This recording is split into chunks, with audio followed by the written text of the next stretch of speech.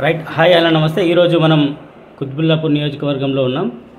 ఇక కుత్బుల్లాపూర్ నియోజకవర్గంలో ఈరోజు భారీ ఎత్తున రోడ్ షో ఉంది ఈటెల రాజేందర్ గారిది. ఆ సందర్భంగా ఇక్కడ పక్క నియోజకవర్గంలో నుంచి కూడా వచ్చి బీజేపీకి ఈటెల రాజేందర్కు పనిచేయడానికి మన నరసింహారావు గారు వచ్చారు. ఆయనతో ఒకసారి ముచ్చటిద్దాం. రైట్ అన్న, నమస్తే. నమస్తే. ఎట్లుందన్న కుత్బుల్లాపూర్ నియోజకవర్గంలో బీజేపీకి మీరు పనిచేయడానికి వచ్చిందని చెప్పారు, ఎట్లుంది? చాలా బాగుంది. ఈటెల రాజేందర్ గారు అత్యధిక మెజారిటీతో గెలవబోతూ ఉన్నారు. దానికి ముఖ్య కారణం ఇవాళ మోడీ గారు చేసిన అభివృద్ధి పనులు, దేశభక్తి, దేశ భద్రత ఏదైతే ఉందో, ఒకప్పుడు మనకు చిన్న చూపు చూసిన ప్రపంచ దేశాలు ఈరోజు భారత వైపు చూస్తున్నాయంటే అది మోడీ గారి పాలన విధానం అని చెప్పొచ్చు. మరి ఈరోజు దేశం కూడా అభివృద్ధి చెందుతూ ఉంది. అగ్ర రాజ్యాల సరసన ఈ భారతదేశాన్ని నిలబెడతా అన్న కాన్సెప్ట్తోని, ఒక సంకల్పంతో వారు ముందుకు పోతారు. మరి దేశ ప్రజలందరూ కూడా వారి పనిని మెచ్చుకొని ఇప్పుడు ఏదైతే ఈ ఎన్నికలలో మల్లికార్జుగిరి పార్లమెంట్లో ఈటెల రాజేందర్ గారు నిలబడ్డారో, మరి వారు కూడా గొప్ప నాయకుడు, ఒక ఉద్యమ నాయకుడు. మరి కేసీఆర్ గారు వారిని అణగదొక్కాలని చూసినప్పటికీ మరి వారు అంచెలంచెలుగా ఎదుగుతున్నారు తప్ప మరి ఎక్కడ కూడా ప్రజలు వారిని ఇది చేయలేరు, తిరస్కరించలేరు. ఇప్పుడు కూడా మరి ఒక ఉద్యమ నాయకుని మళ్ళీ గెలిపించుకొని ఈ మల్లికార్జునగిరి అసెంబ్లీ పార్లమెంటును అభివృద్ధి చేయాలి అనే తపన ఇక్కడ కనిపిస్తూ ఉంది. ఎవరిని అడిగినా మేము రాజేందర్ అన్న కోటేస్తాం, భారతీయ జనతా పార్టీ కోటేస్తాం, అత్యధిక మెజార్టీతో గెలిపిస్తాం అనే ఒక కాన్సెప్ట్తోని ఏ మూలని అడిగినా, ఏ అక్కని అడిగినా, ఏ చెల్లెని అడిగినా అదే సమాధానం వస్తూ ఉంది. మరి వారు అత్యధిక మెజార్టీతో గెలవబోతారా అని మేము ఆశిస్తాము.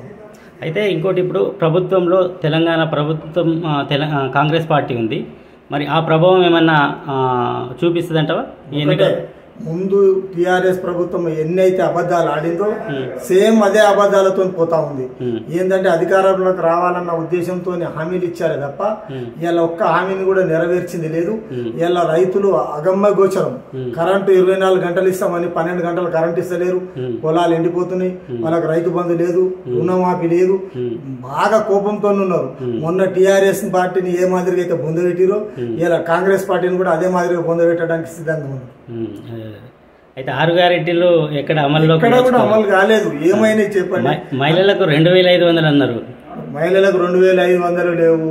మళ్ళీ ఇంకోటి 4000 పింఛన్ లేదు. మేము ప్రచారం చేస్తా ఉంటే వాళ్ళు దొంగలు 4000 ఇస్తామన్నారు. బిడ్డ ఎక్కడిచ్చిర్రు అని మహిళలు బాగా ఇది చేస్తూ ఉన్నారు వాళ్ళను. అలాంటప్పుడు వాళ్ళు హామీలే కరెక్ట్ లేవు. వాళ్ళ ఇంకోటి కూడా ఈ పార్లమెంట్ ఎన్నికల తర్వాత ప్రభుత్వం ఉంటుందా ఊడుతుందా కూడా మరి ఒకసారి ఆలోచించాల్సిన. మీరు ఎట్లా చెప్పగలుగుతారు దాన్ని? వాళ్ళంటే పెద్ద నాయకులు విమర్శలు చేసుకుంటారు తప్పిస్తే, అంటే కింది స్థాయిలో ఎట్లా తెలుస్తుంది ఈ విమర్శ? ఇప్పుడు ఒకటే, ఎవరైతే ప్రజలను మోసం చేయాలని చూస్తారో వాళ్ళు ఏదో ఒక రోజు మొన్న కేసీఆర్ పెట్టిన గచ్చ పడుతుంది. కేసీఆర్ గారు కూడా ఎన్ని అబద్ధాలు చెప్పిండు. రైతులను ధనవంతులను చేస్తా, రాజును చేస్తా అని అన్నాడు. రైతులకు పెద్ద అన్న అన్నాడు, ముసలోళ్ళకు పెద్ద కొడుకుని అన్నాడు, మరి ఆడపిల్లలకు మేనమామని అన్నాడు. ఎన్నెన్నో అబద్ధాలు చెప్పి ఇవాళ రాష్ట్రాన్ని అప్పుల పాలు చేసి బంగారు తెలంగాణ చేస్తానన్న తెలంగాణను అప్పుల కుప్ప చేసిండు, తాగుబోతు రాష్ట్రం చేసిండు. ఇవాళ దాని పర్యవసానం ఏందో ఫామ్ హౌస్లో కూడా వచ్చి ఉండబెట్టారు, బిడ్డని జైలుకు పంపించారు. రేపు కాంగ్రెస్ పార్టీకి కూడా అదే గతి పడుతుంది. వీళ్ళు ఏమాత్రం అనుమానం లేదు. ఇలా మేము మంచి విశ్వాసంతో ఉన్నాం.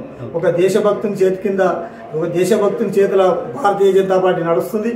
ఇలా అందరం కూడా, ప్రతి వారు కూడా ఎన్నడూ కూడా ఈ వేగ అనిపించలేదు. నేను చిన్నప్పటి సంది భారతీయ జనతా పార్టీలో ఉన్నా, ఎప్పుడు కూడా ఇలాంటి మాట వినలేము. ప్రతి ముసలామె మొదలుకొని చిన్నపిల్లల వరకు, వయసు వాళ్ళ వరకు, రైతులు కూడా అందరూ కూడా మేము భారతీయ జనతా పార్టీ ఓటేస్తాం, మేము మోడీ సాబ్కు మద్దతు ఇస్తాం, మళ్ళీ మోడీ సాబ్ ప్రధాని కావాలి, ఈ ఉన్న సమస్యలన్నీ తీరిపోతాయి అని ఒక కళగా అంటున్నారు. ఆ కళ సాకారం చేయడానికి కూడా మోడీ గారు కూడా అదే విధంగా పనిచేస్తున్నారని నేను విశ్వసిస్తున్నాను.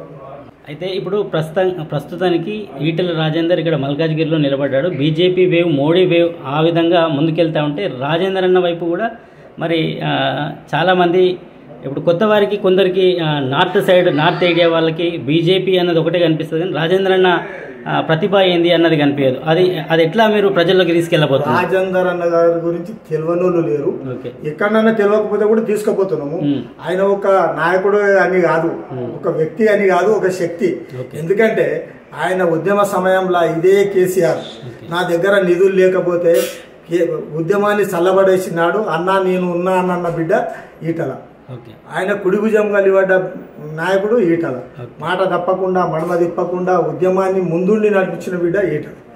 అసెంబ్లీలో కూడా కొందరు హేళన చేస్తున్నారు. అప్పుడు రాజేంద్ర నీ ముఖం ఎక్కడ పెట్టుకుంటావు, 40 సీట్లు ఇస్తే పట్టుమని 10 మంది గెలవలేరు అన్ననాడు కూడా ఎక్కడ కూడా నిర్లక్ష్యం కాకుండా నేను ఎక్కడో ముఖం పెట్టుకోవాల్సిన అవసరం లేదు, తెలంగాణను మొత్తం తిరుగుతా, తెలంగాణ సాధించే వరకు పోరాటం చేస్తా అని ధైర్యంగా చెప్పిన నాయకుడు ఈటల.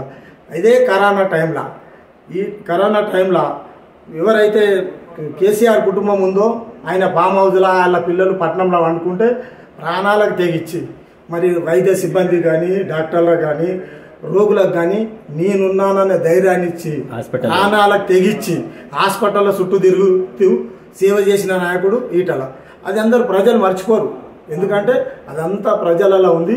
ఒక నిజాయితీ కలిగిన నాయకుడు, నిబద్ధత కలిగిన నాయకుడు, ఒక సమ్యుడు, బలమైన నాయకుడు. ఈ బలమైన నాయకుడిని మేము పార్లమెంటుకు పంపించాలి, ఈ కాన్స్టిట్యున్సీని అభివృద్ధి చేసుకోవాలనే తపనతోని ఈ కాన్స్టిట్యున్సీలో చాలామంది చదువుకున్న వాళ్ళు అందరూ కూడా ముందుకు వస్తూ ఉన్నారని మేము విశ్వసిస్తాం. ఓకే, ఈటల ఖచ్చితంగా అత్యధిక మెజార్టీతోని, బ్రహ్మాండమైన మెజార్టీతోని గెలవబోతున్నాడు, మరి పార్లమెంట్లో అడగబెట్టబోతున్నాడు అనే విషయాన్ని మేము విశ్వసిస్తున్నాం. థ్యాంక్ యూ అన్న. ఇది ఈరోజు నరసింహారావు అన్నతో ముచ్చట మల్కాజ్గిరి పార్లమెంట్లో కుత్బుల్లాపూర్లో ఈరోజు రోడ్ షో సందర్భంగా. Right, thank you.